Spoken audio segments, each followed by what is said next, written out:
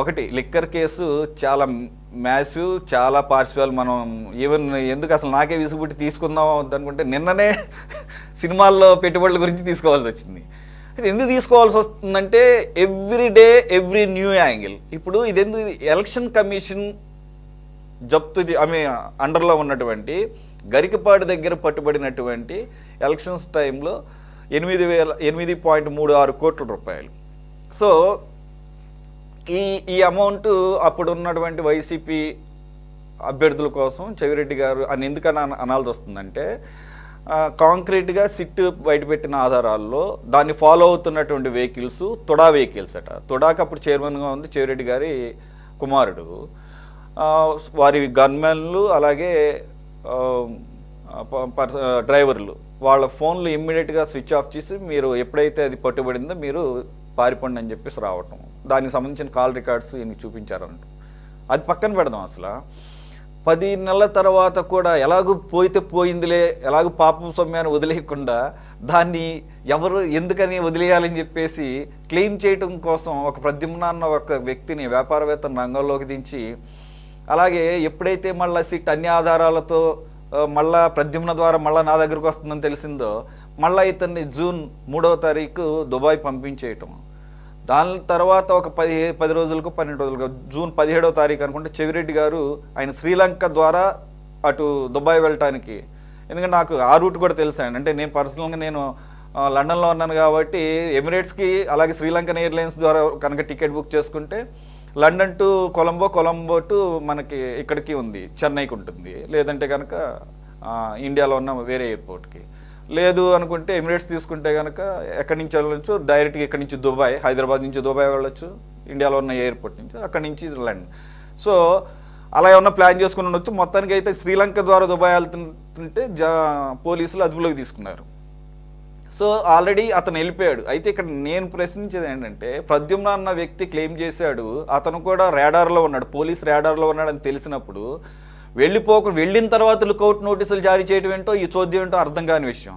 ముందే నిఘా పెట్టి అతను తప్పించుకునే అవకాశం ఉంటుందన్నప్పుడు చెవిరెడ్డిని ఎలాగైతే అదుపులోకి తీసుకున్నారు అదే టైంలో అతని మీద ఒక కన్నేసి ఉంచి అక్కడ అతను అదుపులో తీసుకోకుండా దుబాయ్ వెళ్ళిపోయాడు, పారిపోయాడు అని చెప్పేసి ఇప్పుడు నెత్తినోరు కొట్టుకుంటాం ఏంటో అర్థం కాని విషయం. సార్ అంటే దీంట్లో ఏమన్నా కొన్ని కావాలని కొంతమందిని వదిలేయటం, కొంతమందిని పట్టుకుంటాం అట్లా ఏమైనా జరుగుతుందా, లేదంటే కనుక ప్రాసెస్లో భాగంగా అలా జరుగుతుంది అనుకోవాలి? అందరికీ నమస్కారం అండి. ఇప్పుడు ప్రజల యొక్క రక్త మాంసాలతో మద్యం వ్యాపారం చేసి ప్రజల జీవితాలతో చెలగాటమాడుకున్నటువంటిది గత ప్రభుత్వం చూసాం. ఈరోజు విచారణ చేస్తున్నారు, వాస్తవాలు బయటకు వస్తున్నాయి. బహుశా సినిమా స్టోరీలు కూడా చాలా వీటికి దానికి మించినటువంటి స్టోరీలు బయటకు వస్తూ ఉన్నాయి. దీన్ని ఖచ్చితంగా దీంట్లో ఉన్నటువంటి వాళ్ళు అధికారులైనా ఇతర రాజకీయ నేతలు, పాలకులు అందరూ దీనికి నైతిక బాధ్యత వహించాల్సిందే, దీని మీద చర్య తీసుకోవాల్సిందే. ఇందాక రజనీ గారు చెప్పారు, సిసోడియా గారేంటి, లేకపోతే అరవింద్ కేజ్రీవాల్ గారేంటి, అసలు ఉందో లేదో తెలియకుండానే కేంద్ర ప్రభుత్వం చాలా చురుకుగా వ్యవహరించింది. మరి ఆంధ్రప్రదేశ్లో వైసీపీ ప్రభుత్వం మీద కేంద్రంలో ఉన్నటువంటి 11 ఏళ్ల నుంచి ఉన్నటువంటి మోడీ ప్రభుత్వం కనపడలేదా? మనందరూ కనపడుతుంది, వాళ్ళు కనపడలేదా? పోనీ మనం చెప్తే అర్థం కాదు. పురంధేశ్వర్ గారు ఢిల్లీ వెళ్ళి బీజేపీ తరఫున వైసీపీ ప్రభుత్వంలో అవినీతి జరుగుతూ ఉంది లిక్కర్లోనని ఉదాహరణలతో వినతిపత్రం ఇచ్చారు. ఎందుకు స్పందించలా? అంటే ఈ అవినీతిని వైసీపీ వాళ్ళు ఉన్నారు కాబట్టి వాళ్ళు విచారణ చేయరు. కేంద్రంలో ఉన్నటువంటి బీజేపీ ప్రభుత్వం తమ రాజకీయ అవసరాల కోసం కాపాడింది. సుమారు 1,00,000 కోట్ల రూపాయలు క్యాష్ ట్రాన్స్ఫర్ జరిగిందని నెత్తునూరు బాదుకున్నారు కదా. మామూలు వాడికి కూడా ఐటీ నోటీసులు ఇస్తారుగా, మీరు 10,000 20,000 మీరు బ్యాంకుల్లో చెక్కులు లేకుండా ఎలా చేశారని చిన్న వాళ్ళు వేధిస్తూ ఉంటారు కదా. గవర్నమెంట్ మీద ప్రత్యక్షంగా ఉంటే ఏమైంది అంటే ఈడీ, సిబిఐ బీజేపీ వ్యతిరేకమైనటువంటి వ్యక్తుల దగ్గరికి మాత్రమే వెళ్తుందా? బీజేపీతో కుమ్మక్కయ్యే పార్టీలతో వెళ్ళరా? అందుకని జగన్మోహన్ రెడ్డిని ఇవాల్టి వరకు కాపాడింది బీజేపీ కేంద్రమే. ఆ బీజేపీతో మరి టీడీపీ జనసేన ఫైట్ చేస్తున్నారు. ఆ బీజేపీనే కదా కాపాడింది ఇప్పటిదాకా. రెండవది, కిందటి సంవత్సరం 8 కోట్ల రూపాయలు పట్టుకున్నారు. 8 కోట్లు పట్టుకుంటే ఎవరు క్లెయిమ్ చేశారో తెలియదు అన్నారు. ఓకే, ఎవరు క్లెయిమ్ చేశారో తెలీదు. ఇప్పుడు జరుగుతున్న ఎంక్వైరీ ఈ సంవత్సర కాలంలో 8 కోట్లు ఏ కారులో వచ్చింది, ఎక్కడి నుంచి వచ్చింది, ఎంక్వైరీ ఎందుకు జరగల? ₹1 ₹2 కదే. 8 కోట్ల రూపాయలు ఎక్కడి నుంచి వచ్చిందో సిబిఐలు, ఈడీలు ఎన్నికలైన సంవత్సరం తర్వాత కూడా పరిశోధించలేదా? దీంట్లో కూడా కాపాడతాం. అందుకే దీన్ని ఇష్టమైనటువంటి వాళ్ళు, మనకి ఇష్టం లేకపోతే వాళ్ళ మీద లేని కూడా ముద్ర వేస్తారు. ఇప్పుడు పబ్లిక్గా కనబడతా ఉంటే కూడా పట్టించుకోకుండా ఉన్నటువంటిది అప్పుడు ఇప్పుడు సాగుతానే ఉంది. నిన్న మొన్న పత్రికల్లో వివేకానంద రెడ్డి గారి హత్య కేసు ఏమైందని వార్తలు వచ్చినాయి. ఎందుకు కాలయాపన జరుగుతుందని. అలాగే 11 ఏళ్ల క్రితం సిబిఐ, ఈడీ 1,00,000 కోట్లు అది ఇదని కేసులు పెట్టారు. ఏమైనా మామూలుని వేస్తున్నారు కదా. అంటే వీటన్నిటిని కలిపి మళ్ళీ అదే బీజేపీ ఇక్కడ కూటమిలో ప్రభుత్వం. మరి వీరు వైసీపీ మీద పోరాటం అనేటువంటి పార్టీలందరూ ఆ బీజేపీ కొమ్ము కాస్తున్నారు. ఇంకా మీరు ఫైట్ ఎక్కడ? మీరు అందుకనే రాజకీయ నాయకులుగా వీళ్ళందరూ కొమ్మక్క అయిపోయి ప్రజలను బలి చేస్తున్నారు. ఇది ఒక విషయం. రెండవది, ఈరోజు జరుగుతున్న దాంట్లో 15% 2024-25లో మద్యం ఆదాయం పెరిగింది. ఆదాయం పెరిగింది గొప్పతనమా? ఎక్కువ మందిని తాగించడం అనేది మరి వాళ్ళ ఎన్డీఏ ప్రభుత్వం మీరు ఆదాయం దొంగ మద్యం లేకుండా చేయొచ్చు, కానీ మద్యం గతంలో నకిలీ మందులో లేకపోతే దొంగ బ్రాండ్లో ఆరోగ్యాన్ని దెబ్బతీసే బ్రాండ్లో ఉపయోగించారు. తీసుకోండి. అంటే ఇప్పుడు హెల్త్ డ్రింక్ అయిపోయిందా మద్యం? ఇప్పుడు ఎప్పుడైనా మద్యం ప్రమాదమే కదా, కొన్ని ఇంకా మరింత ప్రమాదం. మరి ఇవాళ లివర్లు, ఆరోగ్యాలు ఎంతమంది దెబ్బతింటున్నాయి? గత ప్రభుత్వం అడ్డగోలుగా వ్యవహరించింది. దానికి ప్రత్యామ్నాయమైన విధానాన్ని ఈ ప్రభుత్వం అవలంబించి మేము దాని భిన్నంగా మద్యాన్ని నియంత్రిస్తున్నాం, మద్యాన్ని అదుపు చేస్తున్నాం, మద్యం యొక్క అమ్మకాలు గ్రాడ్యువల్గా తగ్గించి ప్రజల ఆరోగ్యాలు కాపాడుతున్నాం అని చెప్పాలి. ఆదాయం కావాలంటే వేరే మార్గాలు చూసుకోవచ్చు, తప్పులేదు. అందుకే రెండోది ఇవాళ చంద్రబాబు నాయుడు గారు కూడా చెప్పారు, బెల్ట్ షాపులు పెడితే ఊరుకోం. ప్రతి ఒక్కరికి తెలుసు ఈరోజు బెల్ట్ షాపులు విచ్చలవిడిగా సాగుతున్నాయి గ్రామాల్లో. వీళ్ళు వాళ్ళు కాదు, చంద్రబాబు నాయుడు గారు స్వయంగా ఎమ్మెల్యేలు, ఎంపీలు, మంత్రులు మీరు మద్యంలో, ఇసుకలో ఏలు పెట్టద్దు, ఏలేంటి మనుషులే దాంట్లో ఉన్నారు. ఇప్పుడు కనబడతా ఉంది. ఇప్పుడు ఏదైనా నేను పోయిన వేరే మీడియాలో తీసేద్దాం. ఈనాడులో, ఆంధ్రజ్యోతిలో వచ్చిన వార్తలు ఎన్ని షాపులకి వీళ్లతో గనక ఆమోదం తీసుకోకపోతే షాపు అద్దెకు కూడా చేయలేదని ఈనాడులో నంబర్తో సహా వేశారు. ఏం జరుగుతుంది ఇవాళ? అదే వైసీపీ మీద చర్యలు తీసుకోండి. మద్యం వ్యాపారంతో సంబంధం ఉన్నటువంటి వాళ్ళనే ఆరోపణలు ఉన్న వాళ్ళ మీద మేము చర్య తీసుకుంటాం, మా పార్టీలో ఉంచాం అని ప్రకటన చేయండి రాజకీయ పార్టీలు. ఏ పార్టీ అయినా ధైర్యం ఉందా?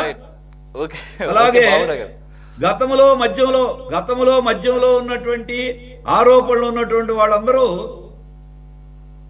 వైసీపీ నుంచి టీడీపీలో చేరిన వాళ్ళు ఎంతమంది, జనసేనలో చేరిన వాళ్ళు ఎంతమంది? అంటే అప్పుడు మద్యము, అక్రమము, అవినీతి ఇక్కడికి వస్తే పైన ఢిల్లీలో ఒక వాషింగ్ మిషన్ ఉందంటారు, నిర్మా వాషింగ్ పౌడర్ లాగా. అక్కడ బీజేపీ వాషింగ్ మిషన్, దాంట్లో చేరితే అందరూ పవిత్రులు అయిపోతారు. ఇప్పుడు ఇక్కడ వైసీపీలో ఉన్నవాళ్ళందరూ, ఆ రోజు ఉన్నవాళ్ళు మంత్రులు కూడా అయ్యారు, ఇప్పుడు ఎమ్మెల్యేలు అయ్యారు.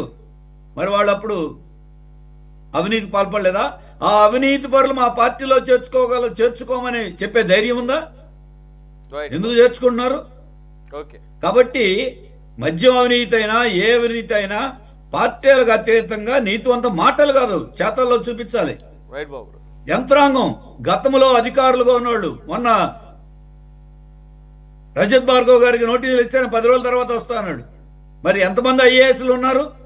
గవర్నమెంట్లు ఎవరుంటారు కాదు, వ్యవస్థలన్నీ కూడా అడ్డగోలుగా ఇలా చేస్తా ఉంటే యంత్రాంగం ఏంటి? ఇక ఎలక్షన్లో డబ్బు అంటారా? మీకు తెలియని విషయం ఏముంది? ప్రధానమైన పార్టీలు టీడీపీ అయినా వైసీపీ అయినా 1000 పంచారా 2000 బహిరంగమే కదా. ఎక్కడి నుంచి వచ్చిన డబ్బులన్నీ అక్రమం అవినీతి సొమ్ము కాకపోతే ఎక్కడి నుంచి వస్తున్నాయి డబ్బులన్నీ? నీతివంతమైన రాజు ఒకప్పుడు పవన్ కళ్యాణ్ గారు కూడా నీతివంతంగా అని చెప్పారు పాపం. కానీ తర్వాత ఏమన్నా డబ్బులు ఏందో రాజకీయం లేదని ఆయన కూడా చెప్పేసి అంటే ఎలక్షన్ లో పంచాల్సిందే నీతివంతంగా పోటీ చేస్తే 2 చోట్ల ఓడించారు కదా సార్. అందుకనే అంటే ఓడిస్తే డబ్బులు ఇంకా డబ్బులు పంచినప్పుడు ఇంకా నీతే ఉంది. కరెక్ట్.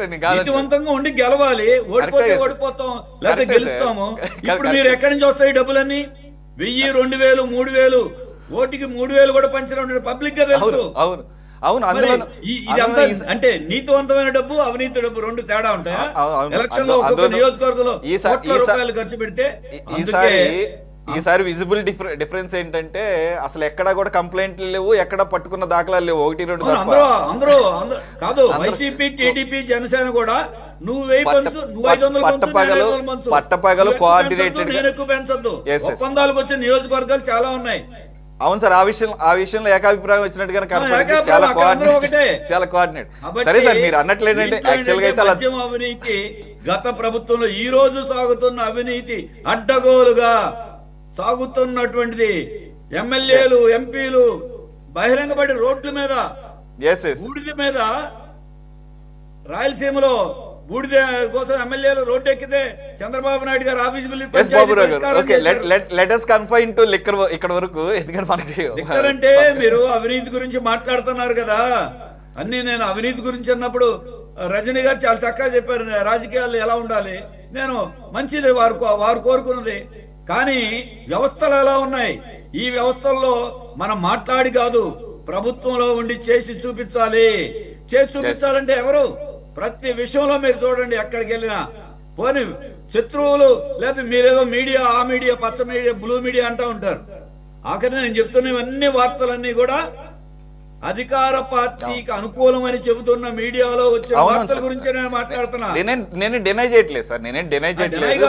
నేను మద్యము, మీరు 2 విషయాలు చెప్పారు, మద్యము, ఎన్నికలు.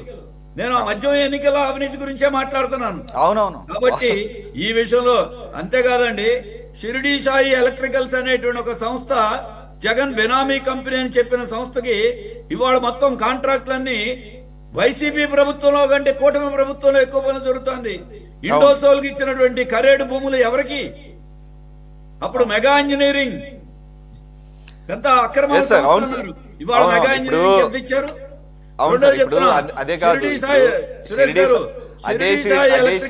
జగన్ బెనామీ సంస్థ జనవరి 11, 2024 ఎలక్ట్రల్ బాండ్స్ ద్వారా 40 కోట్ల రూపాయలు టీడీపీ ఇచ్చింది. నేను అదే చెప్పబోతున్నాను సార్. ఇప్పుడు వైట్ మనీ ఇచ్చారు. మెగా ఇంజనీరింగ్ కంపెనీ టీడీపీకి, వైసీపీకి అందరికి ఇచ్చారు. ఎన్నికల్లో కార్పొరేట్ కంపెనీల దగ్గర వైట్ మనీ, ఇంకా బ్లాక్ మనీ సంగతి తీసేద్దాం. నీతి గురించి మాట్లాడితే ఎలా? మీరు నీతి మీద ఫైట్ చేయడం అంటే, అందుకని చిత్తశుద్ధితో ఫైట్ చేసే వ్యక్తుల గురించి నేను కాదంట్లా. రజనీ గారు మాట్లాడారు, ఇంకోరు కూడా, వారు నీతి అవినీతి పోవాలనే కోరుకున్నాం. కానీ పార్టీల మధ్య అలా లేవు. కాబట్టి ఈ విషయంలో విచారణ సాగాలి. ఇప్పుడు దానికి ప్రత్యామ్నాయం చూపించాలి. అది మాత్రం కనపట్లేదు. రైట్ బాబు.